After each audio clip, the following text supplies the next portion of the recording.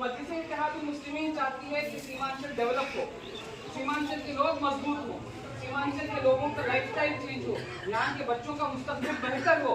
तो इसके लिए हम लोग चाहते हैं कि आप तमाम लोग हमारा साथ दें। हमारा साथ कैसे देंगे? जज्बात तो देंगे ही वोट, लेकिन आपको चाहिए कि आप अपने घर वालों को भी मनाएं, क्या मनाएं को वोट, आपके खानदान वालों को तैयार करें कि वो मजलिस इत्तेहादुल मुस्लिमीन को पसंद हमें हमारा आवाज़ उठाने वाला नेता की वो सख्त जरूरत है। आपके इलाके में भी हमारा दौरा हो रहा है, हम लोग घूम रहे हैं।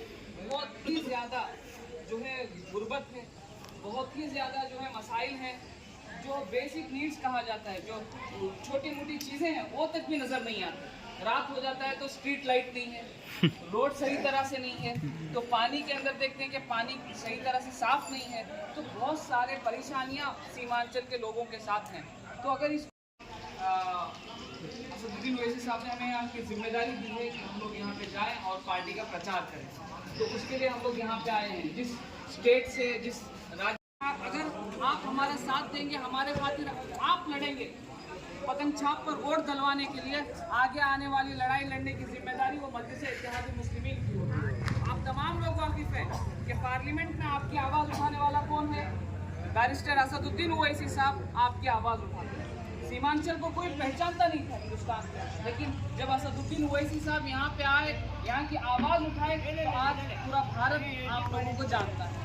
अख्तरुल ईमान साहब आपकी लड़ाई बिहार में लड़ रहे हैं, आदिल हसन साहब लड़ रहे हैं। इसी तरह से मजलिस इत्तेहादुल मुस्लिमीन के बहुत सारे लीडर्स आपकी आवाज़ बनकर यहाँ पे लड़ाई लड़ रहे हैं। लेकिन अब ये मौका आप लोगों को मिलने के लिए वो बात करते हैं। हमने देखा है कि हिंदुस्तान के तमाम नेता जब खामोश होते हैं, उस वक्त बात करने वाला सिर्फ और सिर्फ एक ही नेता है, वो बैरिस्टर असदुद्दीन ओवैसी।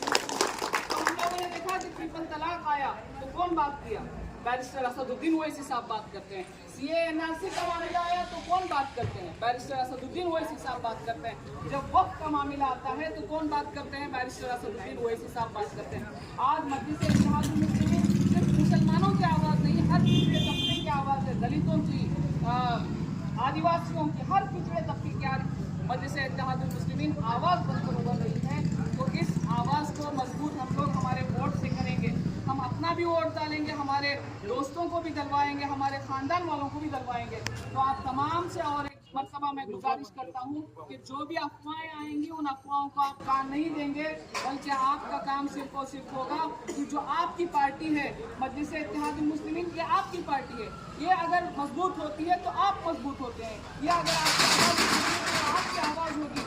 तो आप तमाम से एक गुजारिश है कि हमें साथ दें, इस लड़ाई में हमारा साथ दें। 15 दिन की लड़ाई है, हम तमाम मिलकर लड़ेंगे। उसके बाद में जिम्मेदारी हमारी पार्टी की होगी कि आपकी आवाज़ को हर जगह उठाने के काम ज़रूर करेगी। तो हम तमाम आपसे एक गुजारिश करते हैं कि आप में से कौन हमारा वॉलंटियर बनना चाहता है, हमें साथ देना चाहता है, वो आकर जो है अपना नाम, अपना नंबर यहाँ पे लिखवा सकता है। तो आपको हम लोग एक ग्रुप में ऐड करेंगे, वहाँ से आपको जो है हिदायत दी जाएगी कि आगे का काम किस तरह से बढ़ाया जाए। इतना कहते हुए मैं आप तमाम का दोबारा शुक्रगुजार हूँ कि आप तमाम ने हमारी छोटी सी दावत पर जो है लब्बैक कहा। अल्लाह बहुत ही पिछड़ा इलाका कहलाता है, तो इस इलाके को क्या हम लोग ऐसे ही छोड़ेंगे कि ऐसी ही हालत में रहे? क्या आपके बाप दादा ने इसको ऐसे ही देखा था, आपके ऐसे ईमान साहब के लिए होगा? तो अगर हम हमारा वोट मजलिस इत्तेहादुल मुस्लिमीन को देंगे तो पार्टी मजबूत बनेगी। तो पार्टी अगर मजबूत बनती है तो आप तमाम लोग मजबूत बन सकते हैं, आपकी आवाज़ असेंबली तक पहुँचेगी, आपकी आवाज़ पार्लियामेंट तक पहुँचेगी।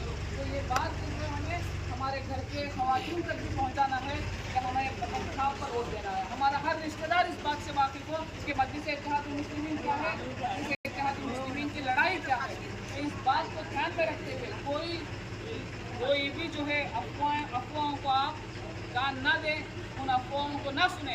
कोई भी आए, आंधी आए, तूफान आए, कुछ भी हो जाए, लेकिन हमारा काम क्या है? सिर्फ और सिर्फ पतंग छाप को वोट देना है। पतंग छाप को वोट देंगे तो आप मजबूत बनेंगे।